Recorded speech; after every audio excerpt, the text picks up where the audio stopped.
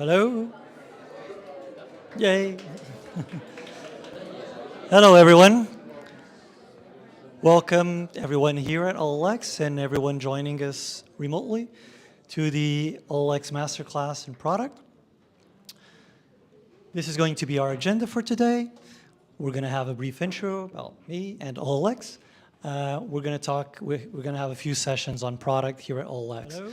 We're going to start with a session on helping users to make better choices, then the art of data-informed product management. We'll have Q&A and a short coffee break, after which we'll have 2 more sessions, unlocking new customer value, a success story in automotive, and from discovery to delivery, a product management journey. Then we'll have a further round of QA, and you can join us from some networking and food and drinks.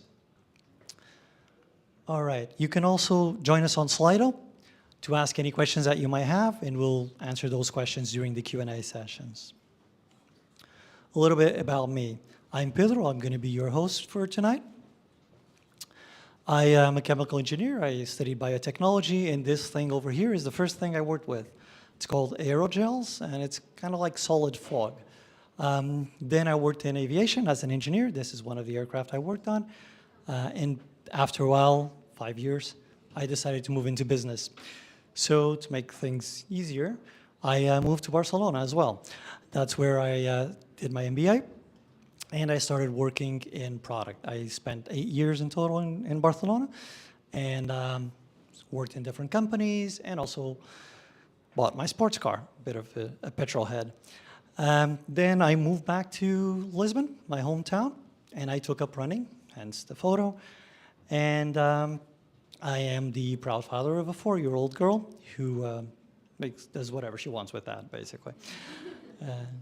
Now, in terms of work, I've worked in a bunch of different companies, different industries, from small startups to scale-ups to big companies.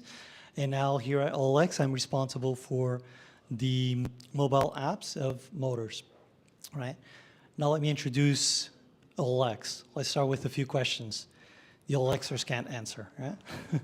All right, when did OLX start? Any guesses? 90s. A little bit after that? Any guesses? 2001. A little bit after that? A little bit before that? Almost. 2006, you were very, very close. All right. And brands, I'm sure you know some of our brands. Yes, Stand Virtual is one of them.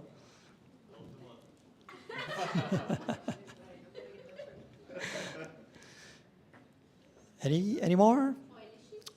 OLX, yes, very good, yeah. Imo Virtual, exactly. So we have brands across different countries, and here are some of our brands, yeah. We have OLX, which is, you can buy and sell everything. But then we have some specific brands for real estate and for cars or motors, and also for jobs. All right. How many locations do you guys think we're in?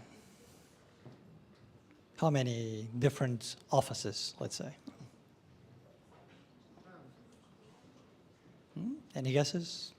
It's more than 3. 6. More than 6. 7. 8. Keep going.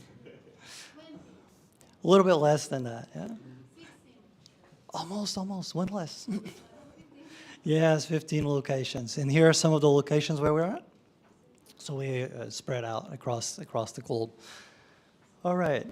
And then OLX is part of a pretty large group. Any guesses on the name of the group? OLXers will know, I'm pretty sure. Yeah. Yeah, also. Process is what I was looking for, but yeah, Naspers classifieds as well. All right. And then the final question, how many daily active users do we have at OLX Europe? In total. A little bit more than that. Less than that. Yep. Almost, yeah, 14 million daily active users, all right? Now, let me introduce our first panelists. I'm going to take my notes here to make sure I do this properly. All right, Rafael Neira, and Philippe Bellon are going to present our first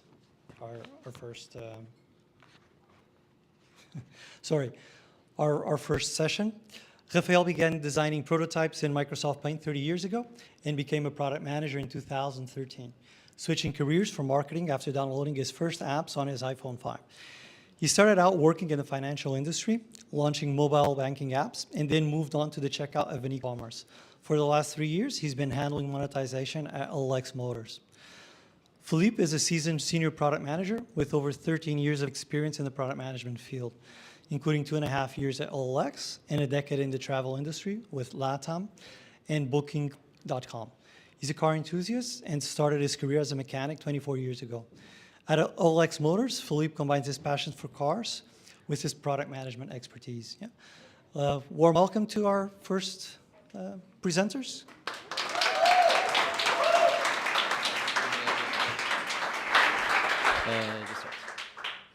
Can you hear me in the back? Yeah. A lot of people, 50, 40, I don't know how much, but thank you for your support. Yes. Loud and clear? Yeah? Okay, so let's start. So, first of all, thank you for joining. Warm welcome to OLX office today. It's a pleasure to receive the product community here. So today, Rafa and I will be talking a little bit how we are helping the users make better choices using our platform. But before jumping to the topic, I want to give you a little bit more context about what we do in OLX Motors specifically. So we are the vertical platform from OLX. So we operate in the motors category, basically. And we have our product deployed in 3 different countries. So Poland, Romania, and Portugal. We might be familiar with Stand Virtual. Probably have a red browser or sold your car using that platform. Just as a note, Stand Virtual is the 20th anniversary this year, so helping people to purchase and sell their cars for 20 years, so it's quite a mark. So congrats for everyone working in the Stand Virtual market as well. So what we do in Motors, we help the buyers and sellers to connect in a trusted and effective way. Yeah, so everything that we do is to bring trust and safety between the connections between buyers and sellers. So in one side of the OLX, as a marketplace, we have buyers that are looking for their car, so we need to provide the best buyer experience so we can get the largest numbers of high-intended buyers in our platform, so we can drive the demand for our platform. In the other side, we have car sellers that they are they need to sell their vehicles, so they are advertising with us, and to them we need to provide the most efficient selling platform. And by providing that, we have much more supply and good quality supply. And that's create our network effect, and that make the OLX Motors grow. So, in one side, as I mentioned, buyers, and you might be familiar with that. Probably you are browsing for vehicles using a red Stand Virtual, our platform, and that's the buyer experience that everyone is familiar, and that's where the buyers come to find their dream car. In the other side, we have the sellers, the people that are trying to sell their vehicle, and basically we have 2 segments in the seller side. We have the consumer sellers, so people like us that are trying just to sell one car, a used car, change for a new one. But we also have the professional sellers, the people that build their business by advertising with us. And today, Rafa and I will be covering mainly the B2B that we have on our platform. So all the professional car sellers that are using our platform to grow their business. And you can think that the journey for selling a car is quite smooth and short, but actually there is a lot of steps during that journey. And in OLX, for sure, we have a lot of data on our platform that can help the sellers to make better decisions and informed decisions during that journey. Starting from the first step with sourcing, that should I purchase that car? This car will take longer to sell. Is that a good car for my stock? Then the preparation, should I repair? How much should I invest this car to get ready to be sold in the platform? When creating advertising, if this advertising has good quality, good information on it, is that missing anything? In the communication, how the user can prioritize leads between buyers and sellers, so the information that he's getting, the contacts that they're receiving from the buyer, how I'm managing that, how efficient I'm managing those leads. Then the ad management, so how they are promoting, adjusting their ads to even scale and get more profits for their business. Then the negotiation and transaction, so how they are closing the deal, how they are scheduling the test drive, how they are settling and making the final payment, to the post-sale, what's happening after the sales with warranty and so far. The last two steps is mainly offline. We don't cover that yet. We are working the transaction, investing on that. But the rest of the journey, we have a lot of data points that we can help the dealers to help to make better decisions. In that sense, I want to ask for you guys, who have ever sold a car here? A used car? Please raise your hand. Who used the stand virtual to do that? Okay, was that easy? Was that complex? Rafa, please share your experience. For me, selling a car was a nightmare. I had to ask for the help of my dad, of my mom. I didn't do it in Stand Virtual. This was 10 years ago, but still a really difficult process. I can get this from you. So imagine doing this 10 times a day, 50 times a day, 100 times a week or 100 times a month. It's very, very challenging. And it's very challenging because each car in the used car market is a different story, right? You have these easy ones to sell, like a Skoda or a Clio that only have one owner, or you have these really specific ones, like the Chevrolet Camaro, I remember, that are fuel eaters, that have a really high price. And then you also have these puppies that will sure get a lot of DMs, a lot of messages, but for sure nobody is going to be really likely to buy, right? So each car has a different story when it's used, and you need a different strategy to sell that car. Besides that, dealers have to take millions of decisions, dealerships have to take millions of decisions every day, and have to answer a lot of questions, and sometimes they don't have the proper information, and sometimes they have to take the best guess, right? So what we think their job is just to make their job easier and answer some of these questions. So I also wanted to ask you to imagine, wouldn't it be nice if in your life you had a crystal ball, right? If you had something to tell you what was the best decision that you could make. What is the food that I should eat today to have a longer life? What is the outfit that I have to make a better impression? What career should I have to get more money or have a happier life? It would be nice to have predictions, right? And also, it's also the same for the dealerships, right? We also want, they also want to know, how should I price my car? Where should I promote my car? Where should I do advertisement to get better results? And I think that's our job, and also that's our vision, right? We want to give reliable information for users to take informed decisions. So, how do we do it in OLX? It's pretty simple. A lot of product managers must already know all of this, but we start, and assume we don't know anything about the customer, right? What we start doing is just getting to know them, getting to know their problems, their day-to-day. And then when we have the problem defined, the thing that we believe that is the best thing to do to solve for them, we start testing different solutions.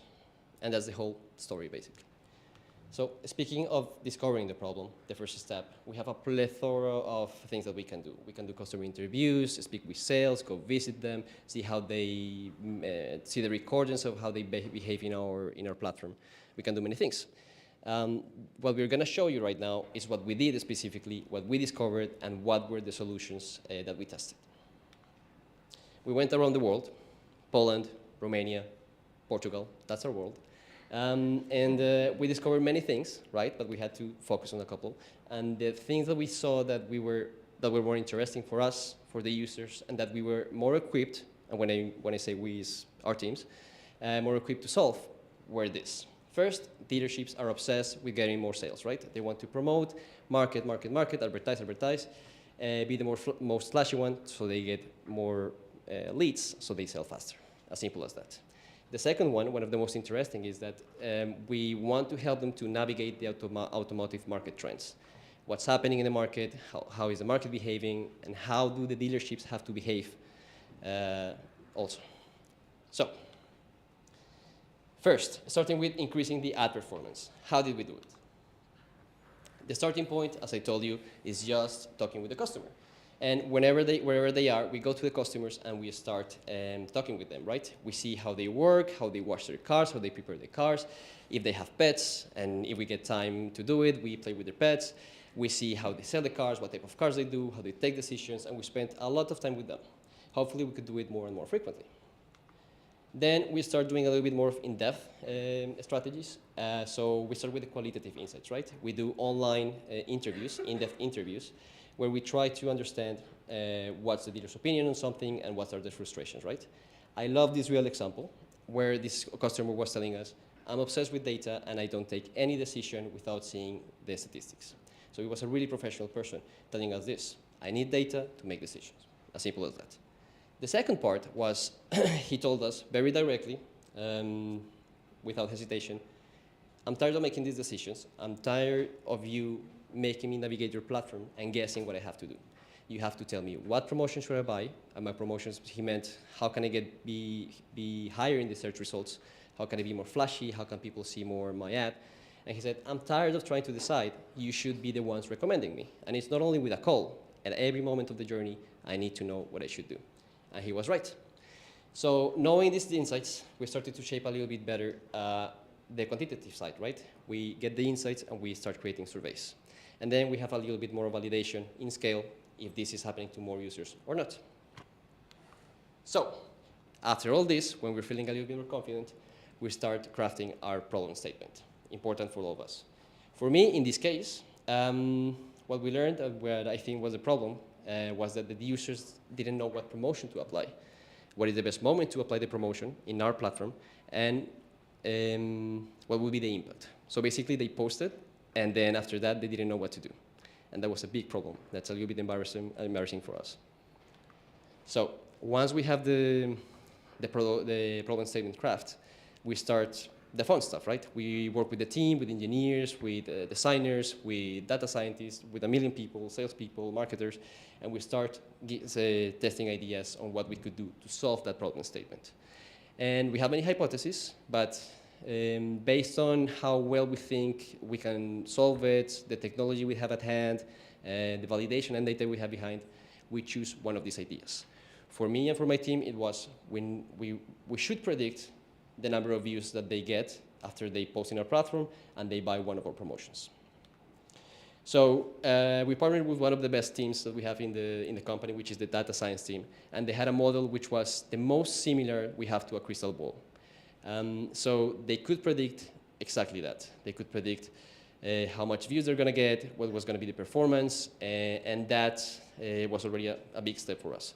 We did an A/B test. We experimented. We did a quick design, and we put it live. And in each of our promotions, we started to show what's going to be the estimated impact. And we had many fuck-ups. This is the perfect one, the one that went well. But we did a lot of iterations. And we discovered that, it was working. People saw the numbers, and they started adopting more. So we proved that they had more confidence when we showed a little bit of data. But this was only one part of the story. The second part, the second big insight, was helping them navigate the automotive market trends. Thank you, Rafa. So when I joined OLX, that was one of the first things that I had to do, that was to understand the market. And to understand that, for sure, we start doing some benchmarks. So we looked for solutions that we have in the US, UK, what they're doing, how they're behaving, how they're answering the needs from the dealers. We found that there is a specific book to talk about velocity metrics. That's a book for how the dealership operates, how the dealership works, what are the metrics. And we got a lot of these acronyms like CTM, PTM, MDS, blah, blah, blah, blah, blah, blah, that we are not familiar with that. And our assumption is that maybe the dealers are familiar with that. We just need to test that. So how we can quick get feedback from the dealers if they understand those concepts, they would be using those concepts in their daily life. So what we did kind of a report. So it's just a table with some filters that are ranking the vehicle from the most efficient in the market to the least efficient in the market. And we share that with the dealers and ask for feedback. So here, guys, we have all these fancy metrics from the automotive industry, really shining. Did you got that? For sure not. They confuse all our metrics with electronic efficiency from fridges. So okay, but we learned something from that. A failure is an opportunity to learn. Our next step was to collect all these learnings and better structure, because qualitatively speaking, we have some feedback.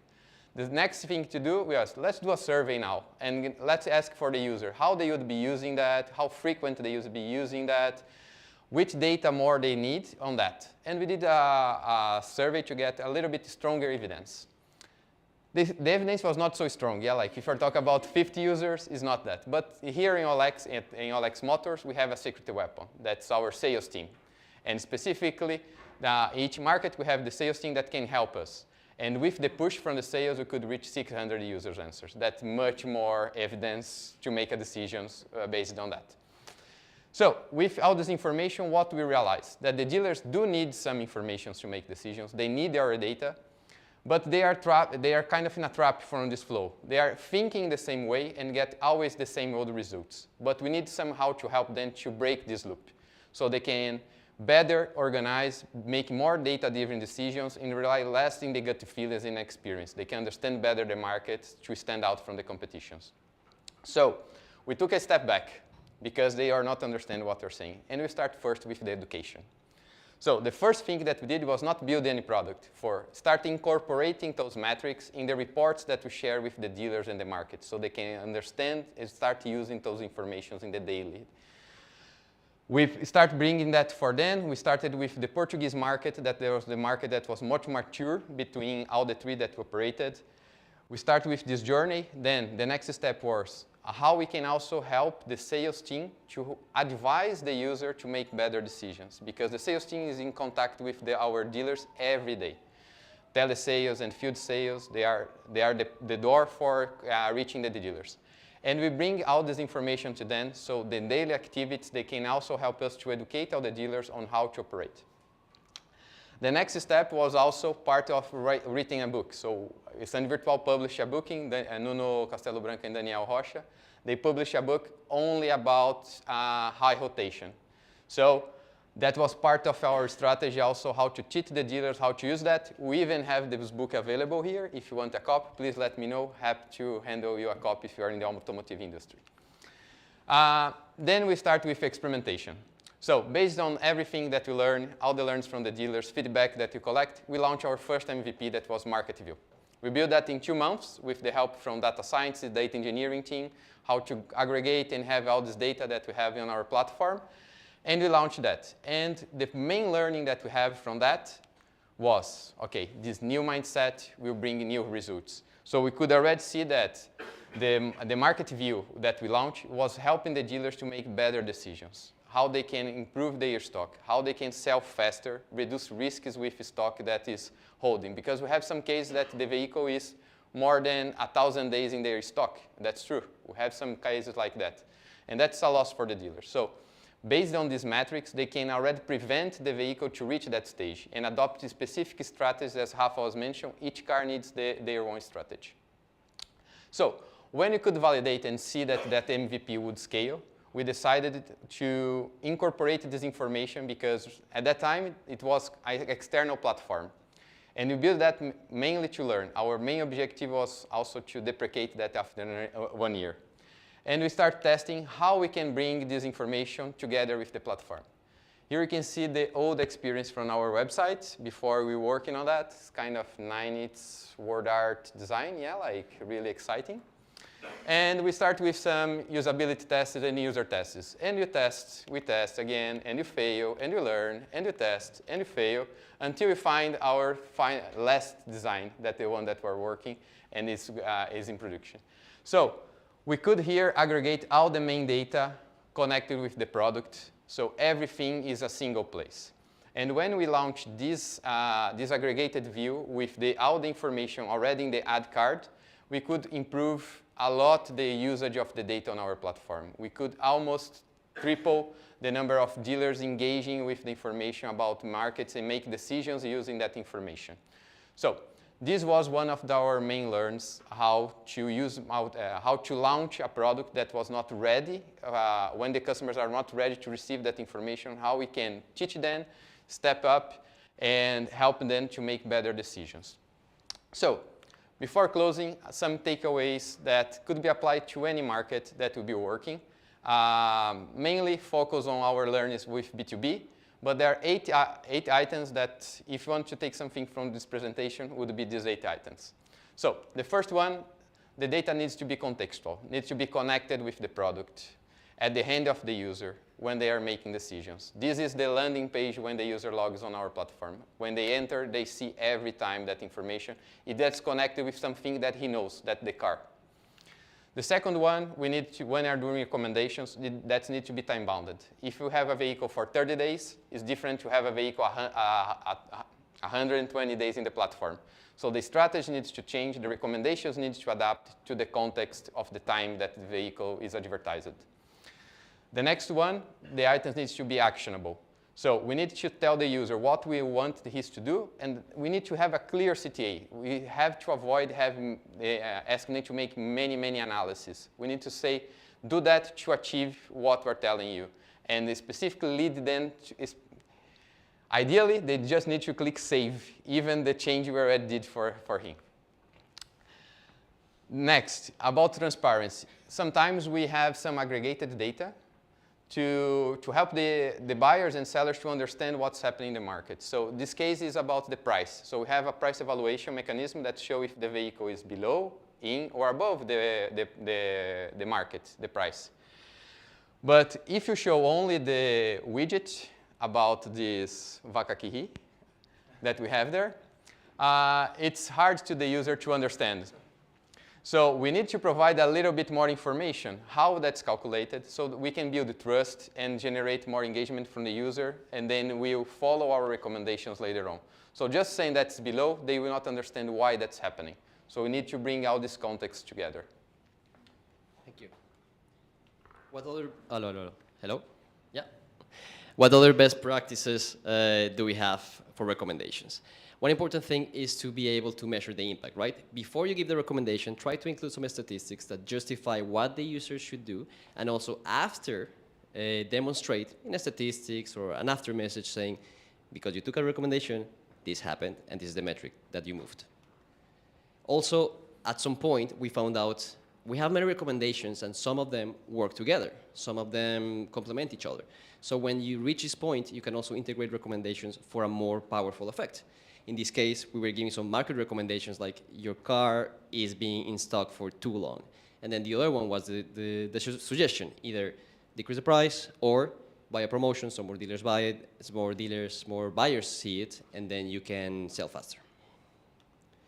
Also, you have to be aligned with the user goals. We can give a million recommendations saying buy more promotions, buy more visibility, buy more views, but at some point you have other alternatives that are going to be faster for the user to reach their goal, right? So it's about the user, it's not about the business. And then prioritize.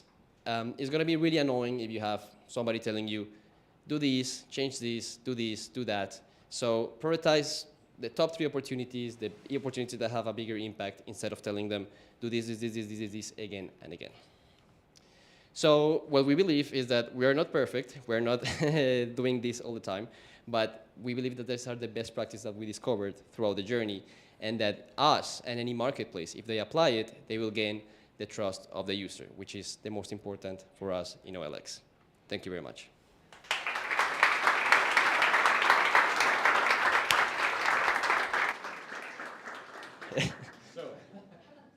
Available in LinkedIn or even here with the pizza. So please reach out to us if you want to chat a little bit more about the topic. Okay? Thank you. Thank you. So we change. Okay. Thank you.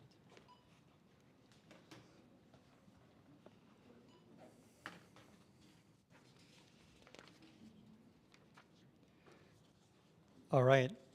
Let's introduce our second speaker for tonight.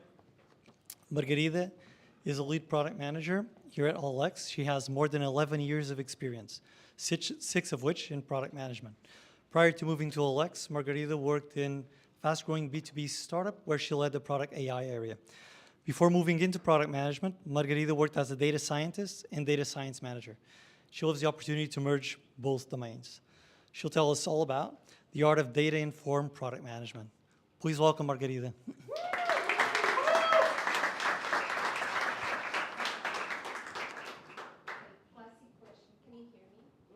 No.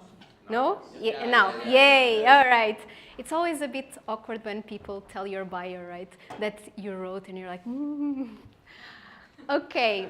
So Today I'm going to talk about the art of data-informed product management, and as Pedro also mentioned, before I became a product manager, I used to be a data scientist. And so every opportunity I get to merge both of these topics, I take it. And I thought, what better topic to bring here today than how data empowers us, product managers or product managers' friends, to make better and more informed decisions. And first, let's go with what is an informed decision, right? And it's simple. It's a decision that is not based on guesses or based on opinions or requests, but it's a decision that is based on evidence. And this evidence can come in multiple forms. It can come as quantitative data, qualitative data, market insights, and so on. And if teams are equipped with all of this information, then they are able to make better decisions and then hopefully achieve outstanding results, right? And now I should end the talk here because this says it all. But no, we know that's not the case, that we get data and then we get outstanding results, right? That would be great. I wouldn't have a talk for today, but that's not the case. Actually, even when we have data, it's very, very, very easy that suddenly we make decisions that don't lead to the outcomes that we desire. And this is exactly the goal of my topic today. I'll bring here 3 stories that happened here at OLX, and I was involved. And the purpose of this story is to show how powerful data can be, but also that there's a very thin line between being data informed and being data misled. And, oh wow, there's no permissions for the video. How can I? Okay, but I think it's okay because I can basically give the context that actually Flip and Raf already gave. I was just going to say that I work in the motors marketplaces, and I'm focused on the seller journey, but I'm mostly focused on the private seller journey. So basically, if me or you, if we want to sell the car, how do we do it? What is the process from onboarding in the platform, understanding what you need to do to sell the car? Actually, when you get to the platform, how do you go about creating an ad, right? And the process of creating an ad, which is what I was going to show you, but now you're going to visualize it. It's also a group exercise. Basically, you have the CTA that says sell your advert, then you see our form where you need to provide the technical details about your ad, about your car. You provide the make, model, year, you provide the vehicle identification number, the license plate, registration date, and so on. And when you're satisfied, you submit your ad and you see a preview. And if you're happy with that, you proceed to the checkout page and you pay, and then your ad becomes active, and then buyers can start engaging with you. So this is just it. Okay, so now I'm going to try to proceed to the next slide. All right, thank you. So now I'm going to start sharing the first story that I called a transparency tale. And this is the story about OLX's journey to make the process of anyone finding a second-hand car more transparent and actually give peace of mind to people looking to buy the car. And what are the top concerns? So when you're going to buy, and if you already did that, probably one of your top concerns is what is the car condition, right? Is the car as people are telling me that it is, are there any hidden issues and so on? Was the car involved in any accidents? Does it have any major damage? How many owners did it have? What is the current mileage? And so on. And of course, this is information that they can ask from the sellers, but they aren't sure if the information that the seller will provide is the actual information, or if they might be hiding some information just to get a better deal, right?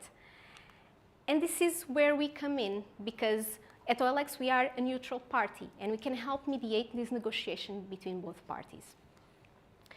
And one solution that multiple teams have been working on, and that is more specific to our Polish marketplace, is a way to verify the information that we have in the ads. And how is this done? So basically, we get the information that the seller provided, and we compare it with information that is in the polished government database, where there we have information about the technical details of the car, history of the car, when was the last inspection, and so on. And if the information matches, then we can say, okay, we verified this ad. And this gives confidence to the buyer about that what is actually advertised is the real condition of the car. But in order for us to be able to do this cross-check of information, we need some information from the seller. So we need to understand what is the vehicle identification number, which is the uniquely identifier of the vehicle, the registration date, the license plate, and also we need to have a consent to do this cross-check. And when this was launched, we only got 20% of sellers that provided this information. And from that, total only around 15% of ads were verified, which, as you might guess, it was not exactly our ideal. We wanted a bit of a higher number. And so for you also to understand what happens when you're creating the ad, from the fields that I told you were necessary to get this badge, only one was mandatory, which was the vehicle identification number. All the other ones were optional. And when sellers are creating the ad, they will provide information in two cases. One, it's mandatory. Second one, they understand the value. And of course, if you're providing information about the car, they understand the value. But if you're like now giving some more data that, like license plate and so on, that they might feel that doesn't add that much value and they don't provide it. So that was exactly the angle that we started by. We started giving context about why would it be valuable to provide this information and get their ad verified. And well, we tried different colors, different banners, and so on. And this information helped to improve the number of verified ads, but only slightly. So we were, okay, let's just go YOLO and go to the second approach, which is let's make the fields mandatory and see if they will provide this information, because we knew that they would provide information if it was mandatory. And so we launched this, and we got 24% increase in verified ads, which, well, I put this yay, but after Flip and Rafa showed 240%, no. But for such a low effort feature, we were quite satisfied with this result. And now we had the data, right? We launched, we had the data. Question, and here, raise hands who thinks we should launch this feature. Raise hands who thinks we should not launch. Okay, nice. I see that, because if I just said let's launch, I could close the presentation, right? All right, so yes, so there's some information missing here, right? We are just looking at one metric. And when we started looking at another major metric, which was the percentage of ads being created, we observed a drop of 3%, which might not seem like a lot, but actually it has a significant still impact in revenue, and we knew that we were harming the seller, so which was not what we wanted to do. So we went back to the drawing board and user interviews and understanding why they didn't want to provide this information. So one reason was that they were afraid to get a fine, because in case the car is not registered in the country within a certain time period, they might get a fine, so they were afraid to be discovered. Also, they didn't want buyers to have more information about their car and so on without them being able to give the context. Oh, this happens because of Y, Z, and so on. And third, and most important, they were afraid that by sharing this information, others would be able to get access to their personal data, such as their home address. So they were afraid. So in the end, we understood that they were not exactly afraid to share this data with us, but they were afraid to share the data with the world. And after this, we were still, okay, let's make the fields mandatory again. But now we enabled sellers to hide information in their ads. So for the buyers, if the ad was verified, they would still see this information, so it would bring value, but the seller would have the option not to show to everyone in the world. And it actually led to still 31%, but an increase in verified ads, and this time, no decrease in ads, so in ads created. So in this case, we decided to launch because we didn't have a negative impact, and actually we brought a positive impact for the buyers without harming the seller or the business. And what were the main lessons here? Of course, it was already great that initially we could launch an A/B, because I know not all companies can afford that or have the data to do that, and understand the impact on our business metric. But if we had not checked other metrics beside the main metric that we wanted to move, we would have blindly launched a feature that would have harmed our business. So it's very important to not only consider your main metric, but consider all the pairing metrics that might be impacted and might reflect a harm to your business or customer.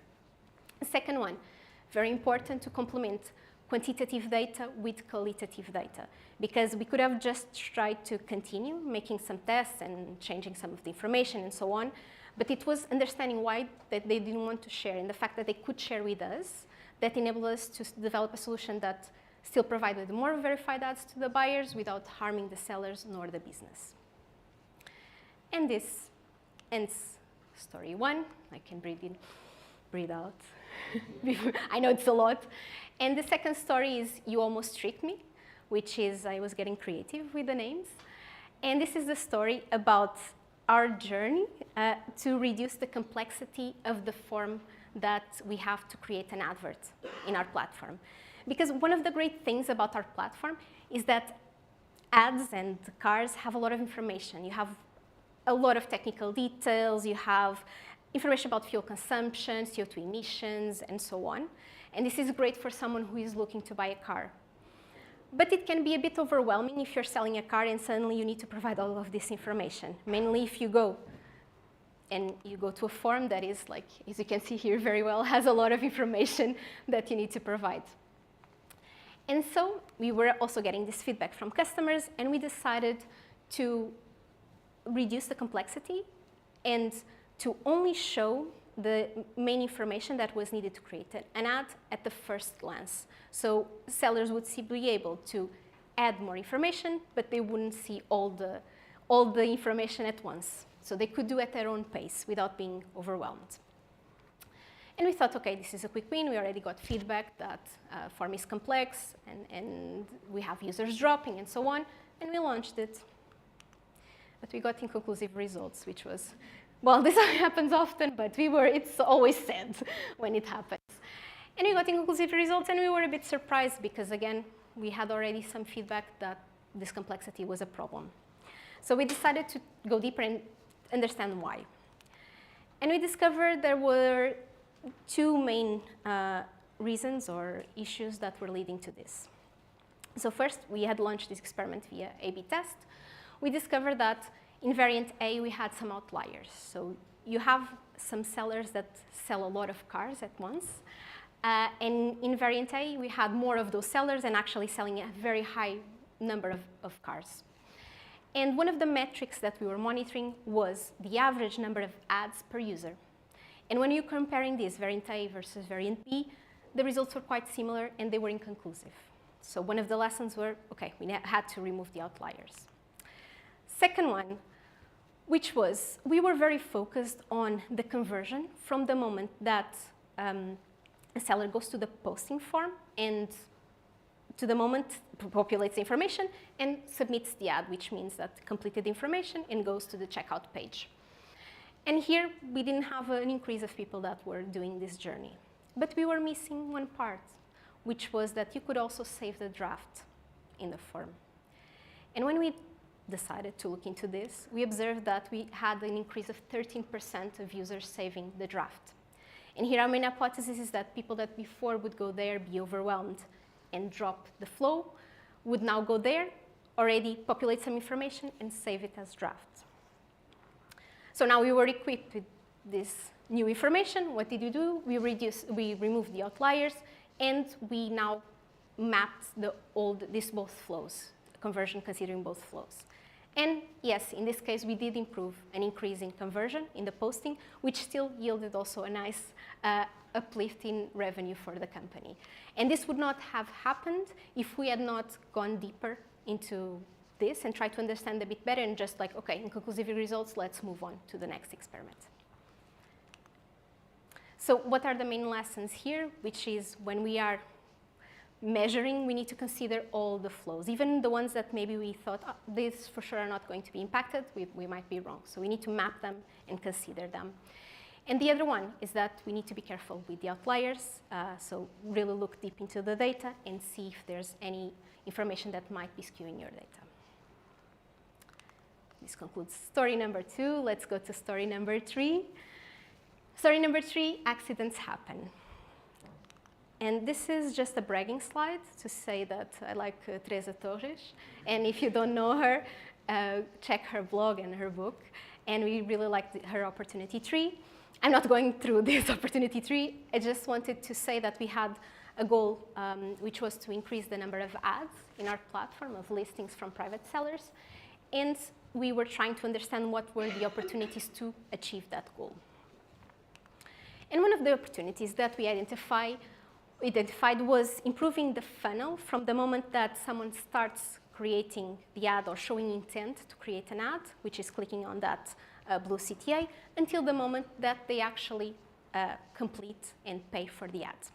And I don't know if you notice here, but there's like a major drop, right? And we're like, okay, what is happening here? Why is this drop? And it seems like this could be a major opportunity to improve. Seems like somehow people who are showing intent end up in the flow, then not getting to the posting. And before investing much more, we wanted to also do some tests to understand how easy was it to move this metric and improve this part of the funnel. So we did some small experiment. So if you were not logged in, you would have a flow where you click to start sell. Then you go to the login page, and then you go to a page that gives you context about the process of creating an ad.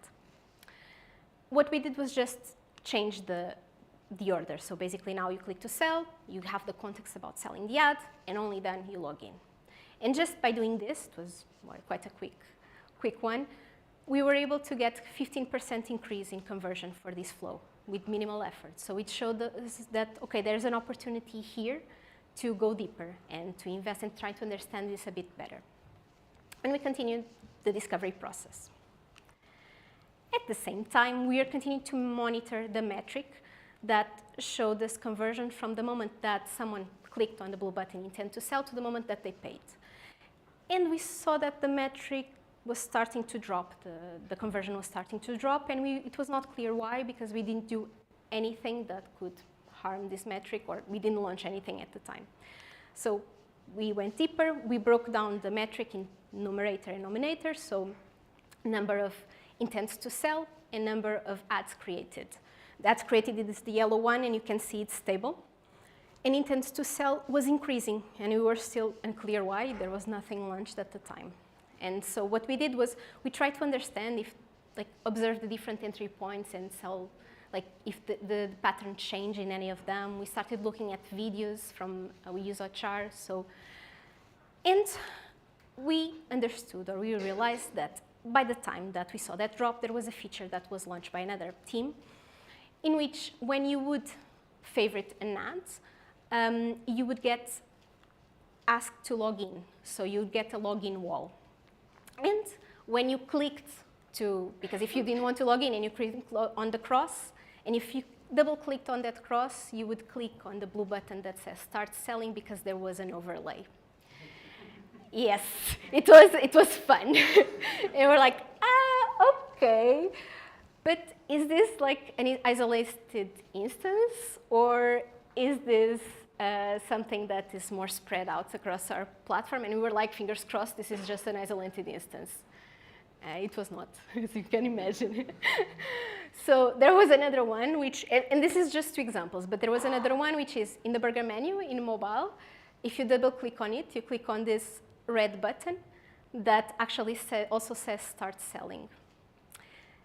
And we were like, okay, oh no, this is spread across our platform. What is happening here? And is this just minor, low volume, or is this happening in large scale? So we tried to do some small tests to understand how big was the problem. And one of the tests that we did was quite simple, which was just change the position of the button. So if you would double click on the burger menu, you would now just go to some other page, but you would not go to that one. And by doing that, we observed that we got 30% decrease in the clicks to start sell from that entry point, which was like, okay, this is not a minor issue. There's a lot of people going and showing intent to sell accidentally. But could be just this entry point, right? There's hope in the world. So we also launched a survey when people would drop from the posting, asking them why did they drop. And, well, ignore the big, besides the big bucket of other, the first one there was, I clicked on the start sell button by mistake. 20% of them answered that. So yeah, we had a real problem here. So, and in the end, it's not that there was not an opportunity to improve the funnel. There was, and we still invested on that. But it was not as massive as data told us initially, right? And just by going deeper, we were able to understand that. So the main lessons here are not to trust data blindly, mainly when it's too good to be true, and then go deeper and try to really go deep in the funnel. Second one is that this small type of experiments I shared with you quite a lot, small things that involve like minimal effort that already tell you a lot of information and can help you size opportunities and size problems as well. And this concludes story number 3. Now I just want you to leave with this very unknown quote, no one knows, which is with great power comes great responsibility, because I think it really illustrates well the message that I wanted to convey in this presentation, which is that data is an enabler and can empower us to make very good decisions, right? But when using data, we need to be responsible to question it, right? We need to understand its limitations. Otherwise, we might go from being data informed to being data misled. So my recommendation is use data, but use it wisely. Thank you.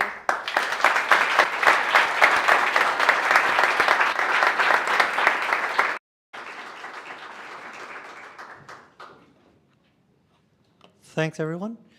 I wanted to remind everyone that we have Slido open for any questions that you might have.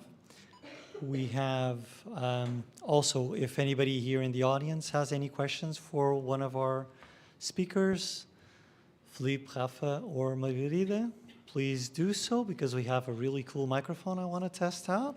Yeah? Any questions, please? We're literally going to throw a mic.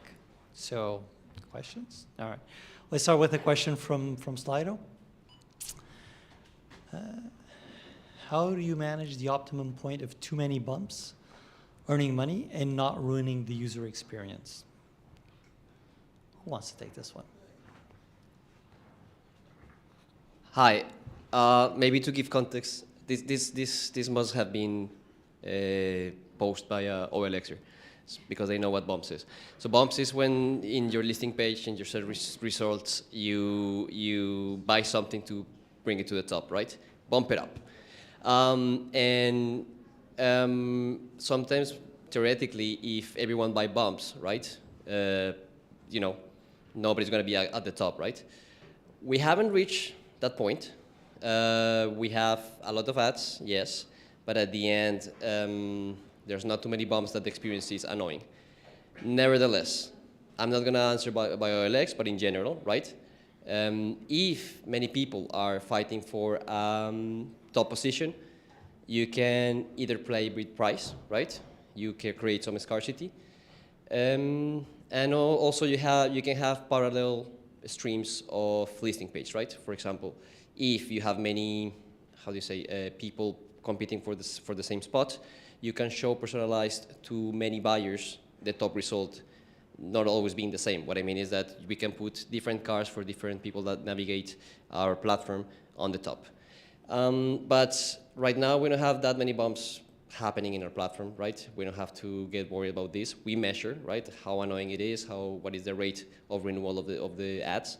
But if it comes to it, we might think about the solutions that I just explained. Thank you.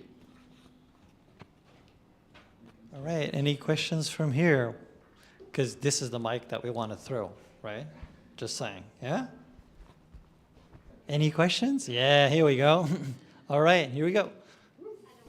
Oh, 1, 2. Ooh. So, Rafa, my question to you.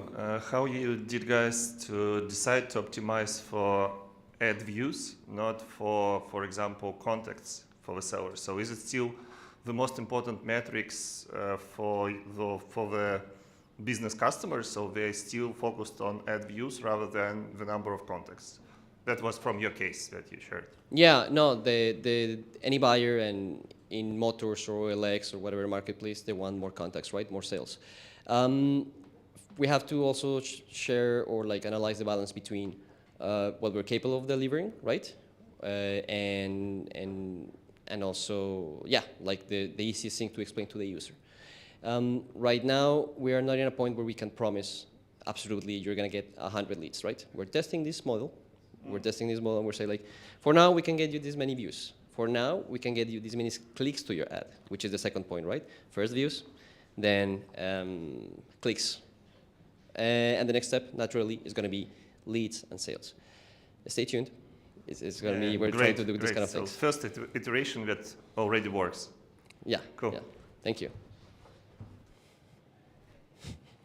Oh, it's mine now.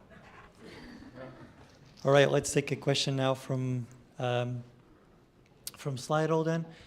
I was curious about sales and product collaboration from first presentation. Lots of companies have difficulties to connect this area in marketing. How do you, I assume? All right. Philippe is going to take this one. Thank you, Pedro. Thank you for the question. So the collaboration is improving. So it's not perfect yet. So we have a lot of challenges as well. But the main things that have been improving is having a strategy, at least for the professional side. Yeah, like when we build our strategy and appoint the directions, the sales team could understand how we could help them to increase the sales, reach their targets, and we have also a shared strategy between the teams. What are the products that we're doing more product-led driven adoption versus a sales-led adoption for those products. So we built this strategy internally and have been collaborating on that. But it's quite a journey. Yeah? Like we started working on that in this collaboration 1 year ago, probably, and still a lot of things to improve and to adjust. I can say that being here in the office in Portugal is much more easy to collaborate with the sales team because they are just in the other side of the office. So if you need anything, you could just go there and have a chat, a coffee, and discuss about the problems. When talk about the teams that are remote in Poland and Romania, it's a different challenge. Yeah, like different time zones, different priorities, different contexts. So what we are doing as well is to plan some trips to there. So last week we have been there, the full product team, like product managers and product designers, 10 people, a little bit more than that. We traveled to Poznan, stay a week to align ways of work with sales and marketing, what are the targets, what are the priorities, how we can better collaborate together. So there's no kind of one thing that to solve everything.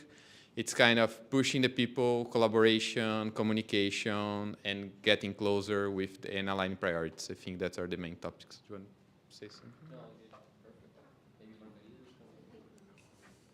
All right. Any? I don't know. You're going to. Yeah. I was going to ask if anybody in here wants the throwable mic, or do we continue with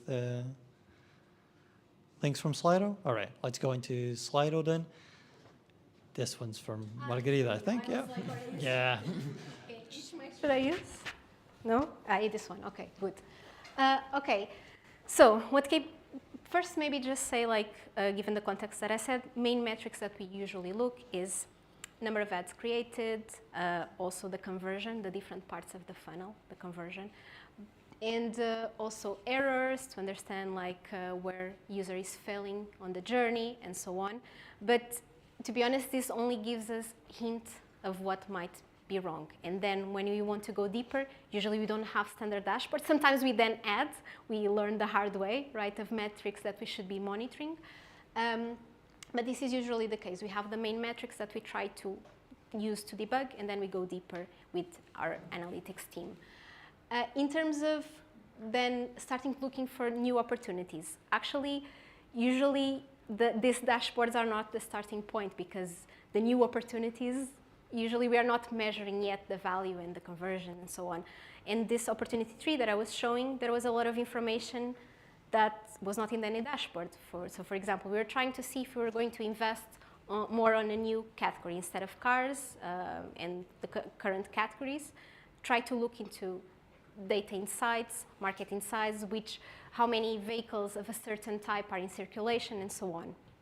So this is one way. The other one is you start looking into parts of the journey that you were not monitoring before, and that now you need to start looking at a bit more. So before I joined, we were very focused on from the moment that you're in the posting until the moment that you submit and create your ad. But we were not focused on the journey before that, right? How were they exploring the platform? How many were showing any intent and so on? So that KPIs did not exist, but we started making the questions, looking at some user behavior, and then we started looking at the data and creating the dashboard afterwards. I hope it helped. All right. What should I do to join your team? Send your CV over. All right. Any questions here from the audience? No? Still trying to throw that mic. All right. How do you do user testing, with prototypes or with the online product? I'll answer this one. Both is the answer. We use both prototypes and A/B tests with the online product. How do you manage all this extensive journey between your teams and avoid silos? That's a good question. Probably for my boss, actually. But yeah, it's big. So it's a big user journey. There's lots of teams, and I can actually say this because in my team I work with mobile apps, so we're dependent on pretty much everybody else because everybody else is building features that we put into the mobile apps. And so it's basically all about communication, making sure that we're aligning ahead of time so we can make sure that we iron out any issues that we might have, and then kind of building and going from there and so on. It's just more people, more complexity, more communication is basically the result. Anybody want to add to that? Yep. So we also work with quarterly OKRs that help us to align on that. So every team is presenting to everyone in the Motors organization what are their goals, what they intend, and then we are also aligning dependencies that might impact the teams. But we also work in a collaborative mode. So we work in a model about landlords and tenants. So a person can be a owner of the part of the journey, but everyone is able to contribute. So there's not like, you not touch my area. Everyone is welcome to collaborate and to work together. So there's also, with this model, we try to avoid these blocks or locks that only this team can touch on that. We try to spread the work around all the teams that we have in OLX. Can I take the next one? It was really cool. Yeah, I think we're gonna do the break now. Got 15 minutes break for the people joining us remotely. We'll see you again in 15 minutes. For the people here, we have drinks, water, soda, coffee, that kind of stuff right over there. So you can go that way either through the back or over here. And I'll see you back here in 15 minutes, let's say around 8. Sound good? We'll answer the questions after the...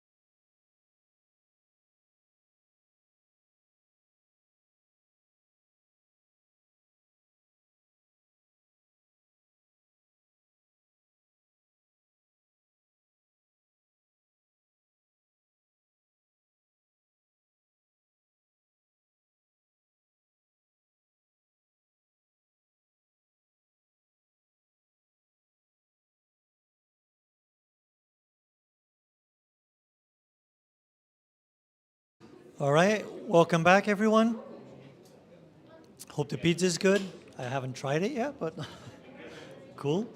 All right, let's move on to our third presentation of the night. Ugo is going to present it. Ugo is a senior product manager here at OLX for over 2 years. He has a master's in computer engineering. He started his career as a software engineer and quickly transitioned to a 6-year tenure as a project manager at a multinational company before discovering his passion for product management. Now, with over 9 years of experience in product across multiple industries, including online sports betting and field services systems, Ugo is an agile enthusiast and is driven by the mission to use technology to make a positive impact on the world. He's going to talk to us about unlocking new customer value. Please welcome Ugo.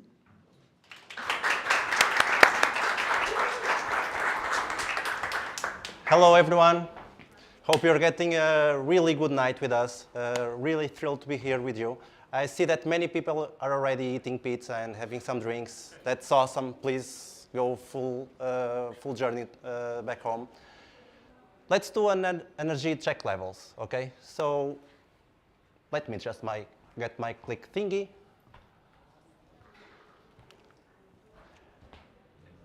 Before we start, this presentation is going to be divided into parts, okay? So first part, and we are going to focus on customer value, of course. This is the main topic. First part is about understanding what is customer value.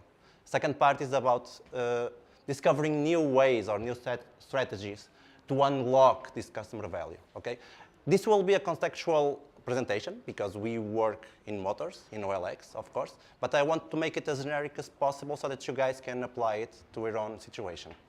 So before we start, how many people here work in product? Raise your arms. Careful about pizzas and about Cokes, yeah? Okay, really nice. Also, how many people know OLX? Nice, nice. I was really afraid that we wouldn't get close to 100%, but we do, so that's really nice. And from all of these people that know OLX, how many of you have actually used OLX to buy or sell something? Now. And keep your arms in the air if you have already paid to use for OLX. Nice. It's not that bad, okay? It's not that good, it's not that bad, but I think it was what I was already expecting. Now, the million-dollar question. Would you pay to use OLX as a buyer if it was paid? So would you pay for it? I hear no. What I'm saying, could you repeat the question? Would you pay? I'm repeating the question.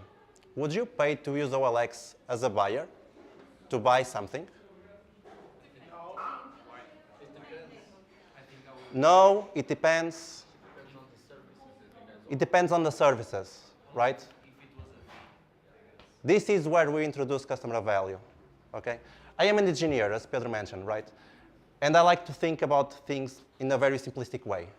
And I love math, so I turn this into an equation, right? So customer value for us is a simple math of what are the perceived benefits and what are the costs, right? So when I ask you about would you use something, it all comes down to this. Will the benefits outweigh the costs, right? And when we speak about benefits, we speak about a lot of things, right? First and furthermost, it's a job to be done. It's what you need to accomplish when you use that platform, right? Is it to buy something, to sell something, to use it, to get information, whatever it is, right? That's the most important thing. Then you have a second one, which is the emotional gains. So do you feel joy? Do you feel happiness when using a platform? Think about online betting platforms, right?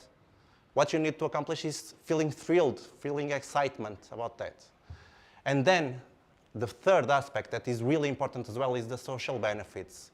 Imagine your life without a social network, right? If you don't have it, I know, it would be great for some of us, right? But if you don't have it and everyone else has it, you would feel the social pressure to have it, right? So it also comes down to this. So you have three big aspects here that you need to consider as the benefits. On the other side of the equation, you have the costs, right? The first one is evident. It's a monetary price. So if you are paying for something that will account for you, for sure. Second one is the time invested. So is it that hard that you need to invest so much time and to the point that you get exhausted to use that platform to achieve your end goal? And the third one, which is quite related to this, is the effort. It may not be the same as time, okay, because you may consume more or less time, but it's definitely super important because it may be effortless or super high on effort. So this is the simplistic approach of what is customer value. Of course, that customer value really encompasses everything else that is on the user journey, right? So it's the full experience. It starts with the pre-purchase moment, the purchase moment, and the post-purchase moment. And our job as product people is to outweigh the benefits in relation to the costs, right? And the more we outweigh the benefits, the perceived benefits, the higher the customer value will be. Now, why is it so important that we introduce new customer value? You have here a chart. Again, I'm an engineer. I love math. I love charts. So we'll see a whole lot of this during the presentation. Imagine customer value, imagine time, and imagine that right now you launch a new platform and you are aligned with the market expectations, right? So your customer value is exactly what people expect from you to have. Suddenly, you or someone else, like a competitor, innovates. When an innovation occurs, suddenly you create a loop or a leap, let's call it that way, that brings you up from the market standards, right? When you do that, you are above the market standards. And this is really cool because it's in this precise moment that you are getting the market differentiation that you need, right? Think about Tesla, for instance. Tesla does this differentiation from the start. This is something that is embedded on their way of thinking. But there is something really interesting that happens when we have this customer value that increases. And then if it is a customer value that is not long-lasting or that is not hard to copy, suddenly other people start doing the same. And what you see is that the new market standards aligns with what is now the new customer value. So it's not enough for you to create new customer value. It needs to be last-longing, and it needs to be really, really, really hard to copy. If you don't achieve that, everyone else will just keep up with you, and you will be doing this cycle over and over again. Once again, I'm an engineer, I love astronomy, and I really like to think about customer value as, let's say, a solar system, right? And we have these 3 satellites, 3 planets, that I think that are the pillars that really compose what is the customer value perception. First one is customer retention, okay? So the higher you have in customer value, high-value products or high-value whatever you introduce, the more likely you are to retain customers. And mind one thing, retaining customers is way more cost-effective than acquiring new customers, right? So it's way cheaper for a company to retain customers through value than to pay to get new customers. You with me? Yeah? Sure. Second thing, the orange thing. I really love this one. Brand advocacy. This is the best marketing strategy that you can get, right? Who knows Mercadona? Ooh, a lot of people. Who uses the softener, the clothes softener from Mercadona? No one? Oh, have some people here. Nice, nice. I was expecting more because I'm from Porto. You may or may not tell from my accent. But in Porto, this is a thing. This is a real thing. And they got there from the word of mouth. So it's people that are publishing this kind of products to other people. And my in-law was in a hospital just 2 weeks ago. And of course, we had to bring him some clothes. And the nurses and the doctors were asking, man, what are you using to wash these clothes? It's amazing. And they said, it's Mercadona. You need to go and buy it in Mercadona. Don't use anything else. It's Mercadona. So what's the conclusion? If you have a high-value product, that means that customers will be your best marketing department. right? They will use the word of mouth. They will use reviews. They will use whatever they have at their disposal to make our brand feel really good and stand out.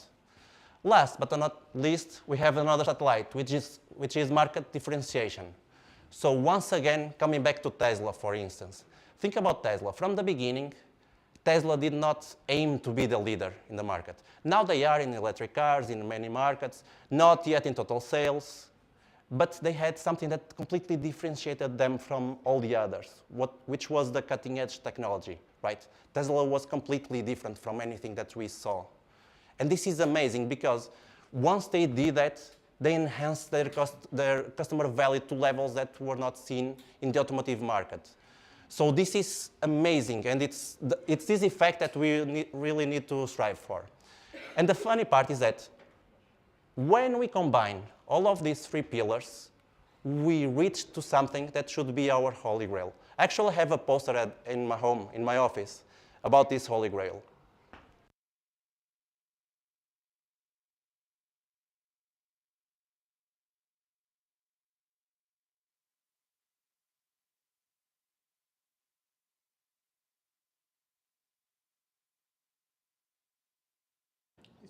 Try this. And I will... Run out of battery. Battery maybe, okay? Okay, can you hear me now? Nice. Now I only have one hand to explain all of this. So back again to customer loyalty.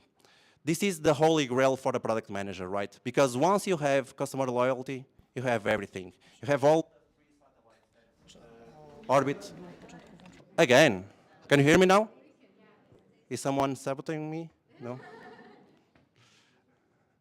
Okay, so I'll move the slide. I think it's because of the slide. I'll leave you here with a quote that is from one of my favorite keynote speakers, Shep Hyken. And he says that satisfaction is a rating, whereas loyalty is a brand, right? You can measure satisfaction, and you can ask your customers what's the level of satisfaction. But once you achieve loyalty, you are in a total different level. Now that we understand what satisfaction is, let's think about ways to unlock new customer value, okay? And the first thing that I want to highlight is that we're not Supermen or Superwoman, okay? We need to find our way, and we need to define our scope. And let's go back to Automoto. How many of you do you know Automoto? Okay, around 30%, 40% of the audience knows Automoto. But people here are for Portugal, right? So how many of you know Sun Virtual? Almost 100%, right? They are twins. They are twins. They are similar in many things, right? But going back to Automoto, what it means is that Automoto is an online marketplace. It's intended for new and used cars, and it's also the industry leader in Poland. And this is the customer journey that we have on the buyer side for people that use Automoto. They start with the onboarding, so they get acquainted with the platform. Then they go to discovery. They start browsing through cars, knowing what is the best car for them. Then they go to decision, where they start to shortlist and get a more narrow view of the car that they want to buy. Then they start with communication. They approach sellers. They make offers. They try to get to a really nice deal. And once they get that, they go to purchase and post-purchase. As a product manager in OLX Motors, I work in transparency. And my scope in transparency is this big. It's really big, right? So if I didn't define my scope, I would be lost. It would be impossible for me. So what we did is that we went to try and understand where would transparency best influence our customers during that journey. And one of the things that we need to understand is that unlocking new customer value comes when you get out of your comfort zone, when you get out of your core business, let's say. So if you think about an online marketplace, discovery is pretty core, right? Communication should be pretty core as well, because that's the whole purpose, is to connect buyers and sellers. But on the decision part, we basically leave the users to do it on their own. It's super hard for us to help them. So now that we have narrowed our scope, we go to the second topic, which is, I would say, pretty straightforward for most of you, but listen to our customers is super, super important, right? And we went and we worked with the research team, and we tried to understand what's the problem, the kind of problems that people have during their search journey for the ideal car for them. And we got this amazing number. 42% of Polish buyers don't trust the sellers. And we have there a meme that is widely used in Poland that really explains why they don't trust sellers, right?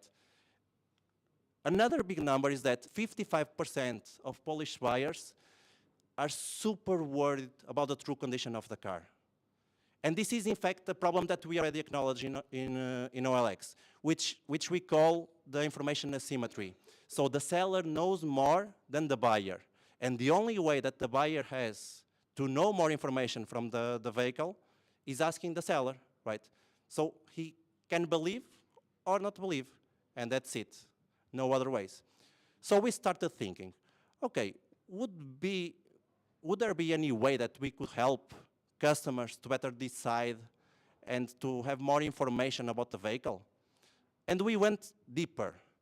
And this, you already know this from Margarita's slide, right?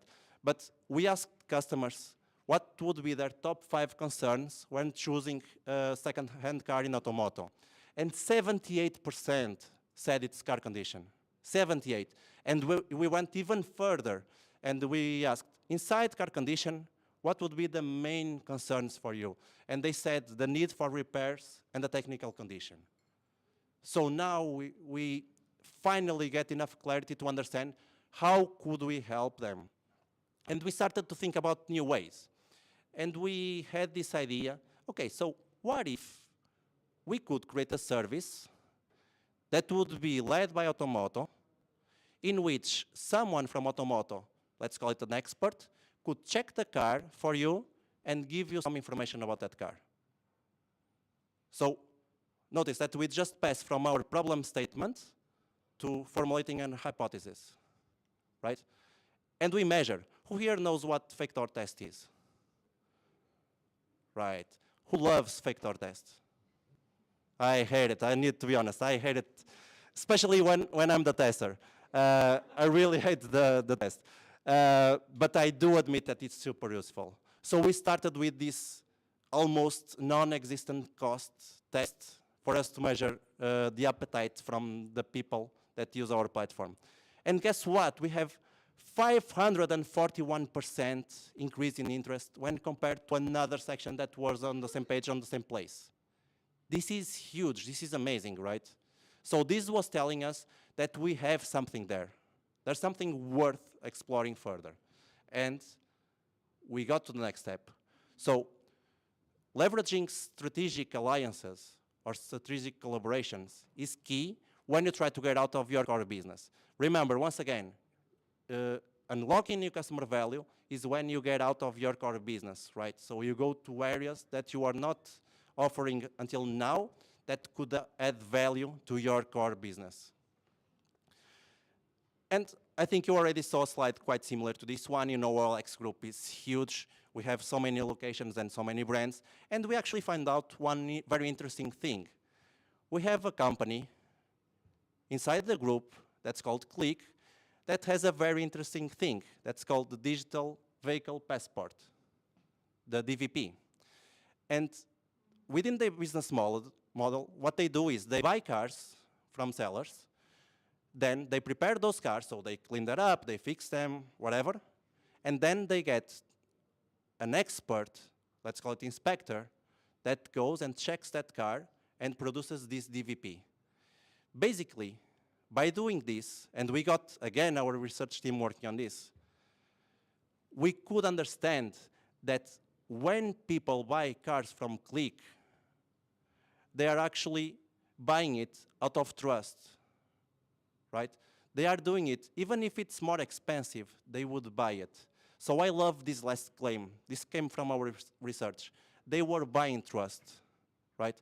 And this really conveys to our problem statement, which is People don't trust dealers. People don't trust the car condition, right? So all of a sudden, we have someone inside the company that is solving our problem. And we decided to leverage that, okay? Sometimes it's easier than this. Sometimes it's harder than this. But the point is that you need to find strategic alliances so that you don't get out of your core business, you stay focused, but still you can serve and add adjacent services. Then you go to the next step, which is to build strong customer relationships. This is something that our team also did. I love this chart, once again. I think it's amazing. If you look at the green part, it's Easy Rider. So this is basically my dad. He just wants to buy a car. Doesn't matter about the brand or the make or the condition. As long as it goes and it's there, it's reliable, it's okay. The yellow one, this is Pedro, our host today. He owns a, how is it called? GT86. This is the dream chaser. He knows exactly what car he's going to buy from which year and which condition. And then at the bottom in blue, you have the car novice. So this is the kind of people that seek guidance. Probably this applies to most of us, right? So we don't know enough about technical condition of the vehicles, but we would like for advices. We would like for someone that is neutral to help us with the process. And the last one, this is me, aspiring expert. I think I know everything about cars until I actually speak with mechanics. I understand I don't know shit about it. But the point is that we started narrowing and understanding if we could target any of those 4 groups. And by the way, there's a 5th group that is the game lover at the center. This is just the guy that keeps skimming and skimming and skimming through the ads. And maybe he will just do it because it's his business, okay? But what we understood is that if we target for the 2 groups on the lower position, we're actually getting more than 65% of our customer base. And these are the groups that would mostly benefit from a service like an inspection. So going back to what I said, we had this problem. We found out that could be a solution.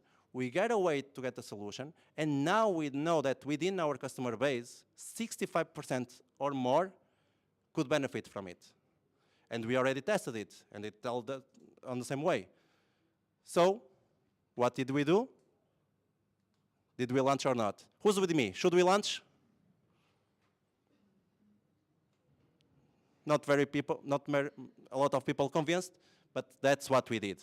We were bold, and we launched. So we got our UX and UI team, and they designed this incredible experience, which in just 3 clicks, you could find the car that you like, you could pay for the service, and then you would wait for the report to get to your inbox. And this is it, right? So this was our MVP. We started with this. And sales start coming. It was amazing to see the process. We have a next step, which is to create the value proposition. I think that most of you would argue that this step should come before the previous step, right? I see a lot of heads knocking. Indeed, it came. But I want to highlight here something that is not the creation, but actually what we call the refinement of the value proposition, okay? And on the right, you can see the new value proposition, and on the left, you can see the old value proposition. You don't see that many differences, right? But in the end, can you see the number? Can you see the impact? 149% more click-through rate on our product. It's amazing. We just did minor corrections on the tone of voice. We removed the price so that people wouldn't feel detracted from the beginning until they fully understand what's the value proposition. And with that, we gain a lot more people interesting. Once we reached this place, we started to do something that I really like, which is leveraging data. And so our data team started working on this, and they did this amazing analysis. I don't even understand half of it, to be honest. But this is amazing, because this is a clustering analysis. And basically what they did is they picked up the 3 most important dimensions from people that buy the inspections report until that time, And they tried to segregate it in quadrants. Once they did it, we went from segmentation to personalization because we could create packages. We could create something that would be personalized for people that have specific needs. And this was amazing. So this is a way that we used to leverage data. But we didn't stick just with this step, right? So this is super obvious. Continuously innovate and continuously iterate on our product, right? So once again, we got our teams, our UX and UI teams, and we mapped the whole buyer journey from start to end. And we started to understand what would be the most sensitive moments during their journey that people would more need the inspection report. We found, I think, 7, 8 spots that we prioritize. I can tell you that we failed catastrophically in pretty much all of them. I think that 2 actually produced almost negative results. Well, you cannot have all negative results because sales are not lower than 0, of course. But they were very, very close to 0 or neutral effect. But there was one out of 7 that produced these results. So on this one, although we failed all the others, we hit the star on this one. And this one brought us 400% more engagement. And it's not only engagement, so it's not only people going to check the service.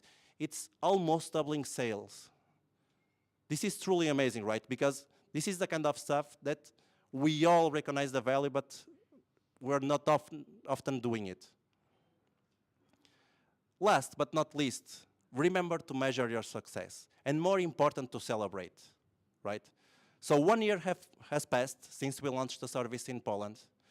And look at the numbers. We have sold over 4,500 inspections in 1 year only. And look at the growth that we had. In March, we started with 50% of traffic. So that's why in April it was 2 times more. So that's math, right?